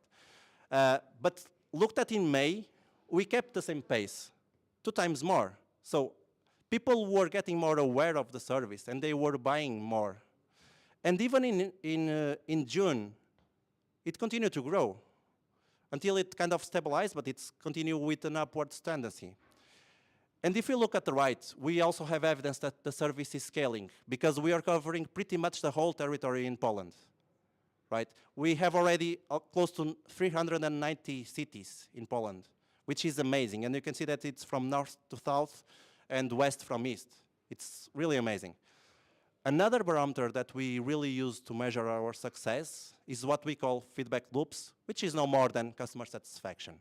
But at the end of the process of buying an inspection, we send a survey to both buyers and sellers, and we ask them what they feel about it. And guess what? We have really, really high levels of satisfaction from both parts, which is amazing, right? Because it means that sellers are okay with it, but buyers continue to love the game. And that's what is the more important thing for us. So to finalize, think in your case if you are unlocking new customer value. And remember about those 4 points. I think those 4 points can pretty much sum up everything. The first one is become customer-centric. I will not go on customer-obsessed. That's also another thing. That's super good as well. But start by solving real-world problems, by looking at concrete data, and by listening to your customers. Second thing, don't be afraid of embracing innovation. Sometimes getting out of our core business is very hard. We see it as a big challenge. We don't even know if it's going to pay off. But we have ways to measure it, right? We have ways to understand if we're getting there or not. And sometimes the solution is really, really close to us. Look at our case. We had a company inside our group that was already solving our issue. It was just a matter of leveraging it. Third, this was already emphasized from Margarida and from Philip and Rafa, but use data. I used to say that data is my best friend. It's not because I have my wife and my 2 kids, of course, but I really love data. And with data, you can segment users. You can make predictive analysis, so you can understand better the needs from the customers. And you can also continuously get feedback. Last but not the least, Do not be afraid to learn or to fail. And man, have I learned this during this journey. I really did. But remember, if you don't try, you'll never get it.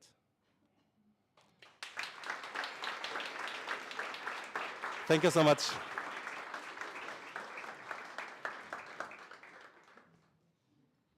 Thank you.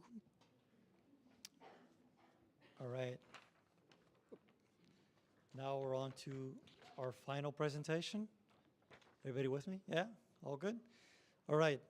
Marta is a product manager here at OLX with more than 5 years of experience in product. She started her career in Berlin and then moved here because the weather's much better, but where she had the chance to work in several startups of different sizes and growth phases. Having worked in several industries from B2C to B2B to B2B to C, she enjoys exploring new areas of the product domain. She'll take us from discovery to delivery, a product management journey. Please welcome Marta.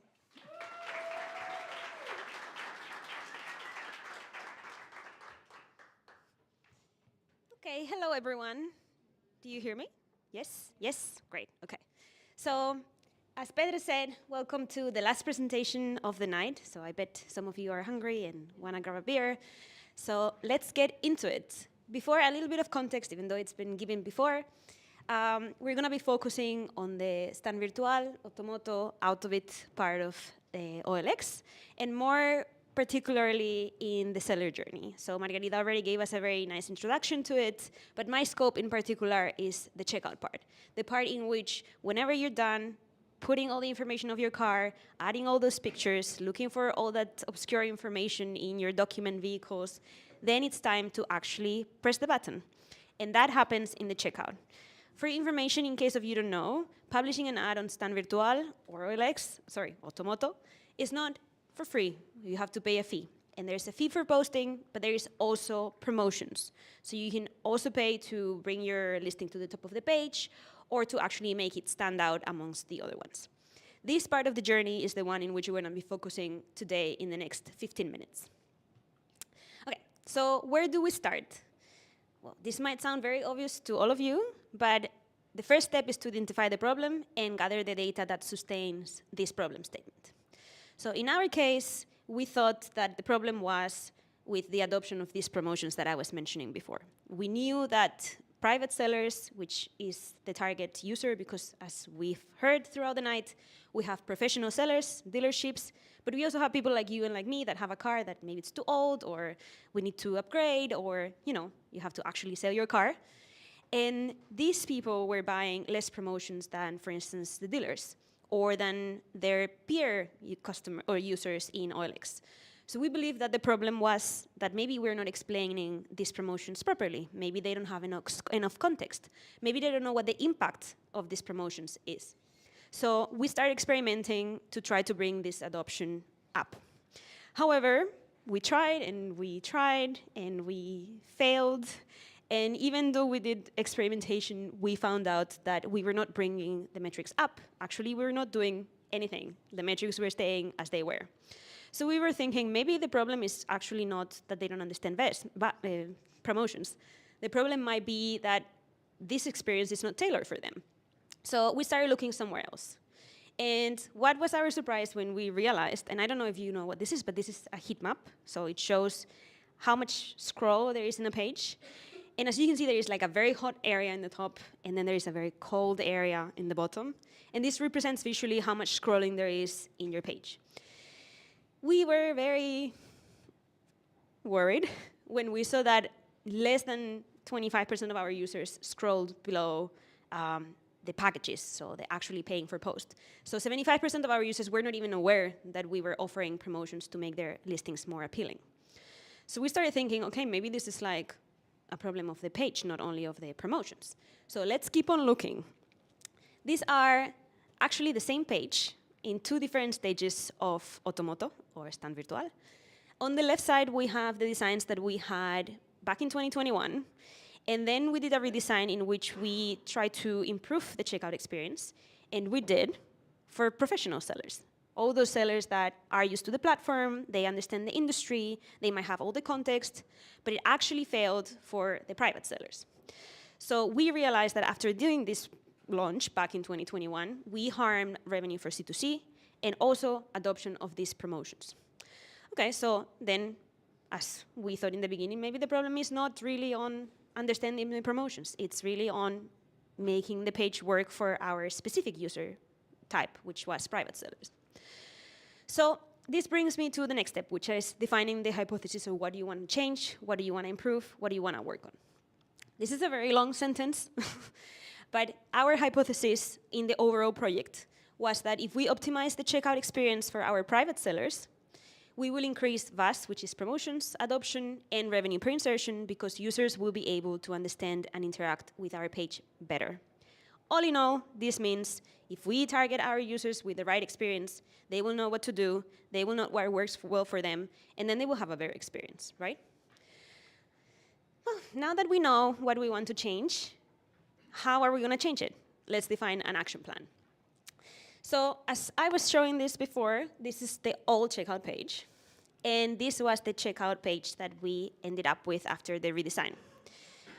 I don't know how observant you guys are, but I think the most striking thing is how long the page became after the new redesign. In the first one, almost all the information was visible at first glance. You could easily compare between packages. There was quick access to the promotions, and you had all the payment options in the bottom.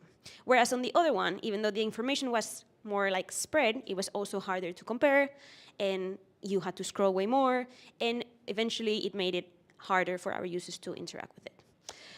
So how can we make this experience better? The 1 million question, $1 million, euro, whichever currency you like most. Okay, so we decided to start validating without development, because I don't know how many product managers were here, because when somebody asked the question, I didn't look back, but we know that developers are expensive. So maybe before we start putting their efforts into improving something, we might want to have a little bit more of data and information. So we started with validating without development. We decided to go for prototype testing through unmoderated user tests, which basically means we just make a bunch of clickable prototypes, we throw them to the users, and they tell us what they think. So this was the first round, and we decided to do 2 variants of the same checkout page. This would allow us to actually understand what worked best in one, what worked best in the other one, what worked worst in both of them. And this gave us enough information to come out with a third design. And this was kind of like the best of both worlds. We realized that in one, having the summary in a visible part of the page was very important, because everybody wanted to know how much were they going to pay at all stages of the journey. But we also realized that hiding the information behind a button to save space actually made it harder to find. So we decided that this was going to be our final proposal, and then we ran it through another round of user testing and moderated again. Okay, so now that we know what do we want to achieve, we had several options, but actually redesigning an entire page and launching it to the world at one single instance is costly, but it's also risky, because it would take us a lot of time to develop this entire page, and then once we launch it, what happens if conversion gets harmed, or if we move a metric that we were not expecting? It's very hard to understand what moved the needle and what harmed and what didn't. So instead of doing like a very big bang, we decided to go in steps. So we decided to first focus on the packages part, moving next to the promotion section, going next to the billing information, and finally to the summary. Again, this was our plan. This is what we wanted to do. But how are we going to deliver on our goals? Well, that prototype that you saw was very pretty, and this is what we believed that was going to bring more value to our customers. But this is what we believed. We didn't know. Okay, we had some statements from some users somewhere online. But one thing is showing some prototypes to your users, and the other thing is throwing the product out there and then seeing how they interact with that, right? So we started testing. We ran a bunch of A/B tests. So we changed the way that the packages were displayed. We tried to include more context to the services that we're offering in each package. We tried to replace buttons for radio buttons so we could save some space in the page and make the other sections more visible. We try to add context to the promotions with images and descriptions, and we try to bring the summary up to make it more visible. Some of these tests worked very well and brought very good results and made us understand that actually users did need more guidance, and they needed also like the information being easy to compare. Some of them were not that successful. And for instance, like the one that displayed more information and pictures for the promotions ended up not only not bringing more adoption, but actually harming it. So we decided to move forward with the one that were successful and not move forward with the ones that fail. Which means that you have to embrace uncertainty. As you saw before, we had a very, very cute and nice checkout page that actually didn't end up being as nice as we thought because our users didn't love it as much as I did. And if we would have stuck to this initial design, we would have had a misleading roadmap. It's a roadmap that assumes that you're starting in this point, and then halfway through you're gonna deliver this, and at the end of the journey you're gonna end up in this position. But that is a risky game to play, because life happens, you launch a product out there, users don't know how to use it, your assumptions might be wrong, and you might end up in a completely different point that you had anticipated. So it's better to know that all of the things that you put out there might not succeed. Failure is an option, as we saw today. Like, a lot of us failed sometimes, a lot, I don't know. So it's better to understand that as long as you know where you want to get within a spectrum, you might end up in any of these points, and that's still all right. So this reflects on actually our journey. What we had on the left was the checkout page that we started with. What we have in the middle is our vision, our nice page. How nice is that? How clean? How easy to access all this information, right? No. No, it's not. So we ended up with the right one. Actually, it's a hybrid between both of them. So there's cleaner information, it's more accessible, there's less scrolling. We tried to make recommendations so people also understood what promotions were working for them and which ones not. But it is not, by no means, what we had anticipated. So, you know, even though you have plans, sometimes they fail. It's fine, as long as you still generate value from this. This takes me to the last step, which is wrapping the project. Sometimes it's hard to know when to stop. Sometimes we get trapped in this loop of like, okay, I can do better, I can optimize this metric, I can bring 1% more. But it's also important to know when enough is enough, right? So it's very important to measure the impact of what you are delivering, either by looking at historical trends or your dashboards, as Margarita was saying, that we are looking on an obsessive basis, or because you're running A/B tests, or because you are looking at Net Promoter Scores or CSAT, or maybe it's like seller ratings. Maybe it's like ratings on the App Store. Whichever metric that you want to move is the metric that you want to measure. And whichever goal you put in the beginning is what you have to reflect back at the end of the project and see if you want to keep on putting more efforts into it, or if maybe it's time to let it go. So once you get there, it's time to move to the next big thing. More things are waiting out there, they're exciting. And this is not where things stop, because this is actually a cycle. There's always a problem to solve out there. We're product managers for a reason, right? So whenever you get stuck, think that first thing that you have to do is identify the problem and also gather the data that sustain that problem, because a problem without data is just a worry. Define your hypothesis. Oh, sorry, I got excited. Draft an action plan, whichever works for you, and deliver on your goals. And then wrap up the project and start again. That was it for tonight. I hope you had fun. There's time for a Q&A now, but thank you very much.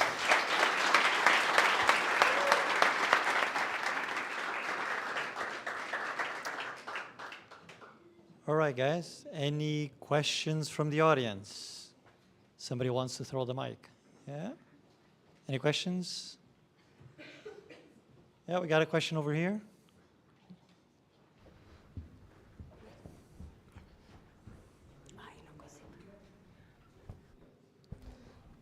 Hi. Sorry. Can I cheat and ask 2 questions? Sure. Okay, cool. So one is for Ugo.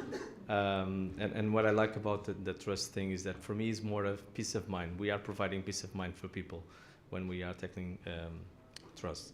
So my questions are, what was the pitch for the sellers? Because I'm really interested. So this is a service I understand the buyers are paying for it, but how did you convince the sellers that it was a good idea for them to allow people to inspect their cars in order for the buyers to gather information? So that's the one I really want to see.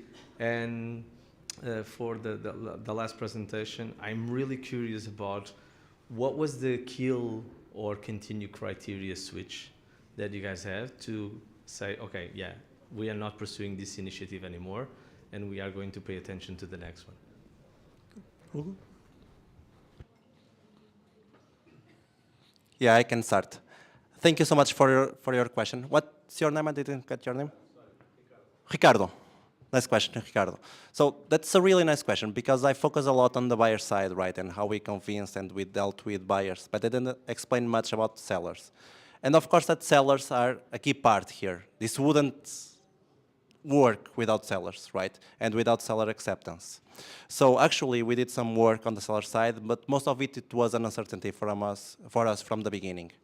What we did is that we tried to understand from the sellers that we had on our platform, what would be the more suitable to accept this kind of service. And we understood that between what we call the private sellers, which is regular people like you and me, or professional sellers that are basically dealers that do this professionally, the private ones would be the ones that would be willing more to accept the service. So we started with those ones. Those were our main focus. And we actually have about 70% of all the requested inspections to private sellers and the other 30% to professional sellers. So we launched the service. We already interviewed some sellers. We know already that there would be some concerns. And what we tried to understand from the beginning is what would be their main concerns that we need to tackle, okay? We also worked with the sales teams. We involved local markets. We could understand their pains from the beginning. And we made a lot of work to kind of perceive and have all of that figured out from the beginning so that we wouldn't make mistakes during the journey. We did one very interesting thing that we didn't highlight on the presentation, which is we did a UAT phase, user acceptance phase, okay, in which we had like a round of people from inside the company testing the service, both as buyers and sellers, and then they would come back to us and tell us what was the feedback. And we actually had a lot of bad feedback from the sellers. And that was super nice, right? Because even before the feature got launched to the market, we were already solving pains that would come up after that.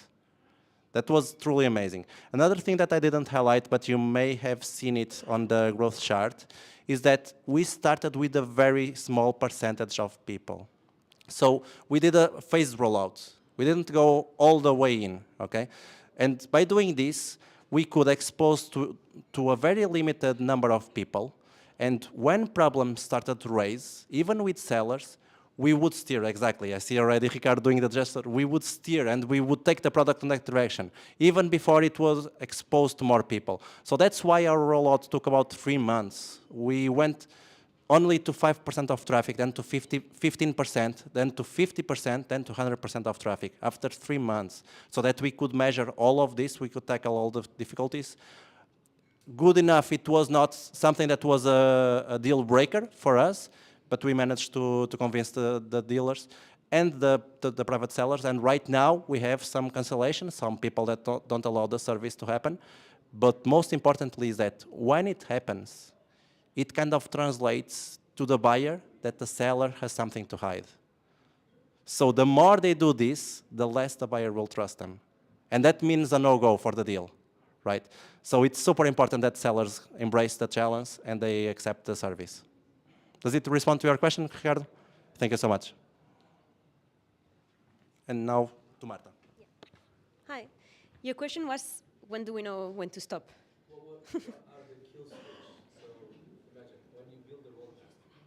Use the mic, sorry. So people online can also hear us.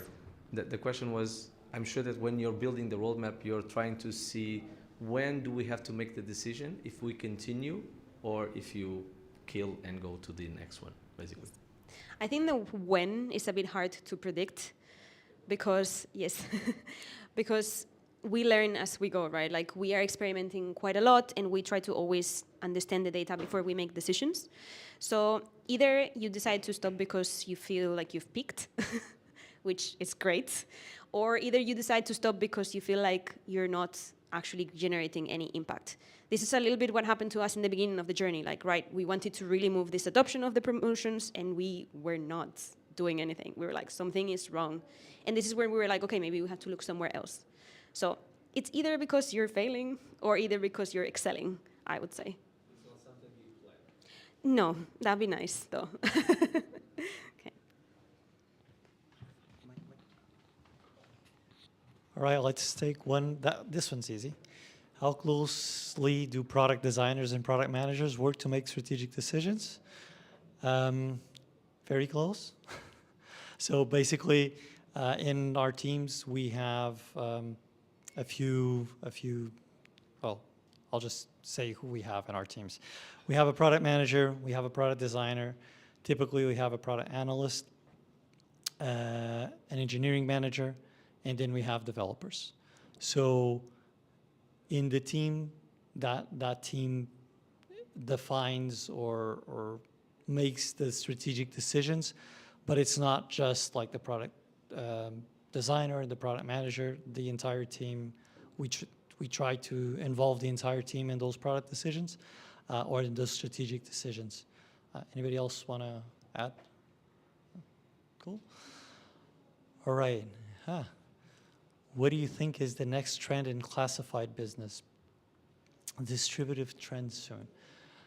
I would say the direction we're going is trying to move more towards the transaction, get closer to the transaction, and also adjacent services. So you'll see stuff like we might have mentioned financing in one of the presentations. So moving to adjacent services. Anybody else want to add? Does this make sense? All right. Here in Portugal, do you have an inspection service like the one you presented? If not, do you plan to implement this here in Portugal? Hugo? I could almost bet that this question would come up because I focus a lot automotive and Poland, right? But actually, I have some really nice news. We are currently analyzing and we are negotiating with a partner to have the same service here in Portugal. It's not finalized yet, it's in a very good shape, and I believe that maybe by the end of Q1 in fiscal year, so it means June, maybe July, we should have a first test here in Portugal.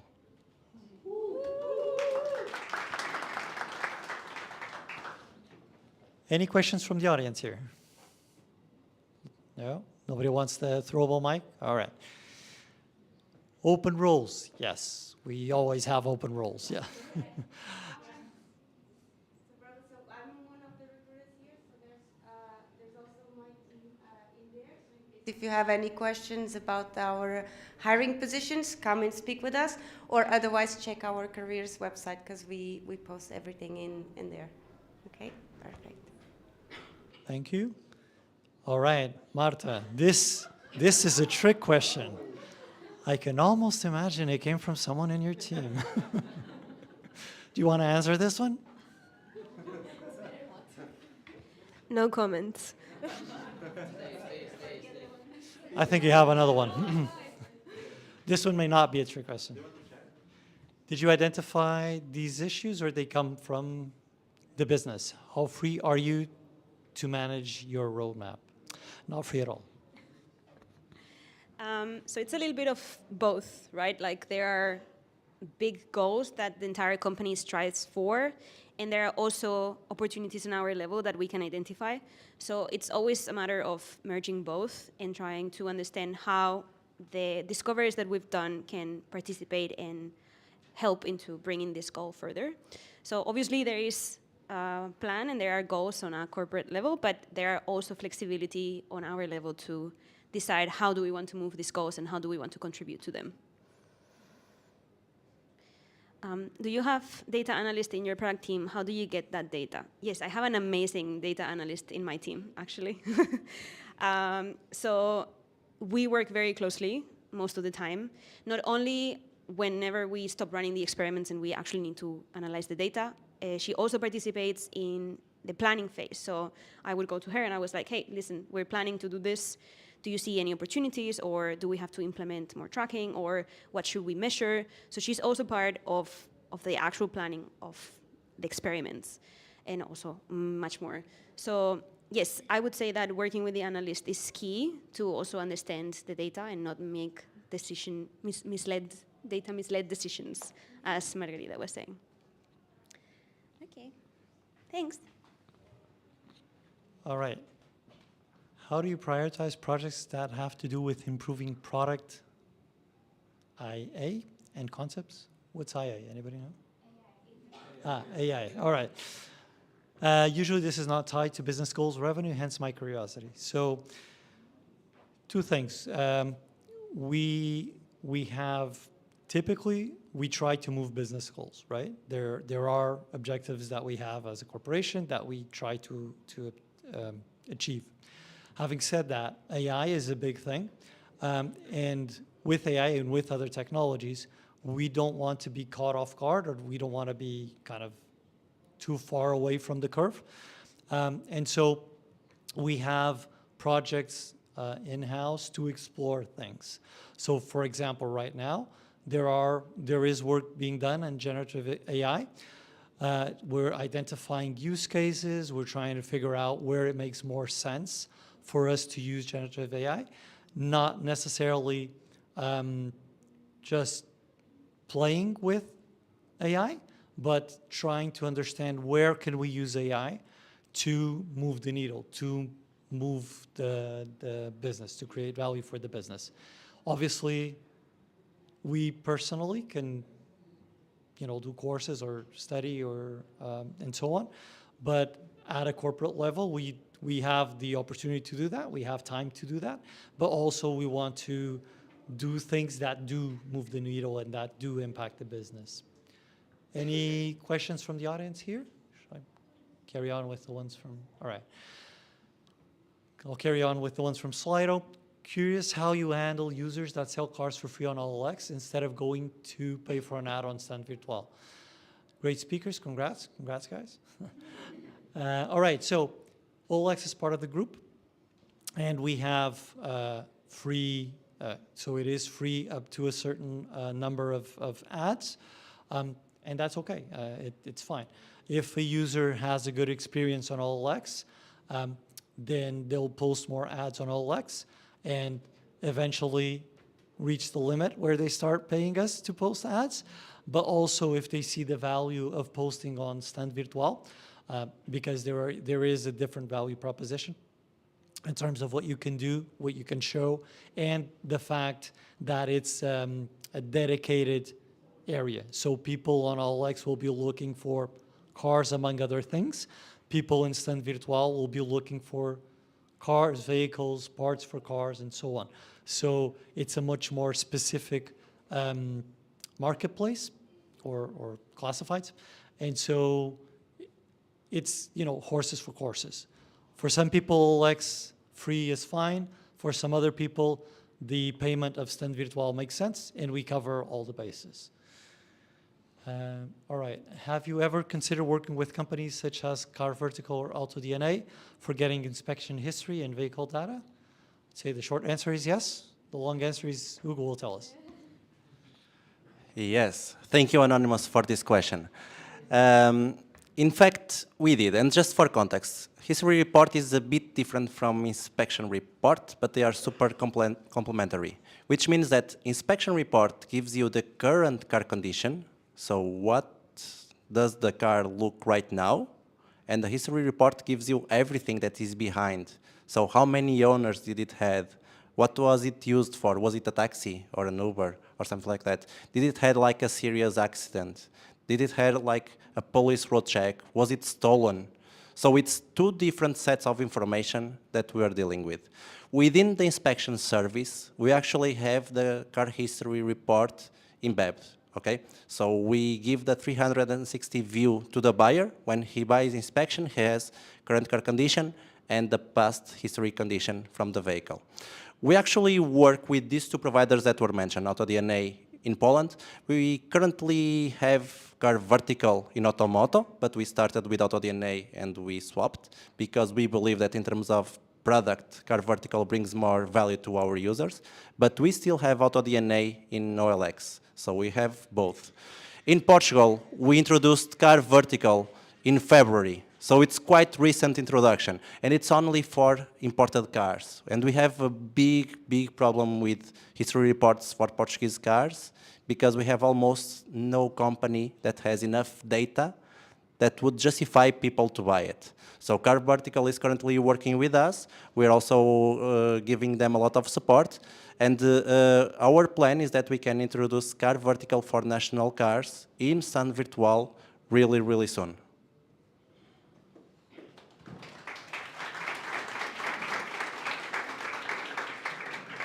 Right. Thank you, everyone. Thank you for the people that joined us remotely. We now have time for some networking and hopefully some pizza, because I haven't had any yet. So I'll see you guys in the food area. Right. Thanks, everyone. Have a good day.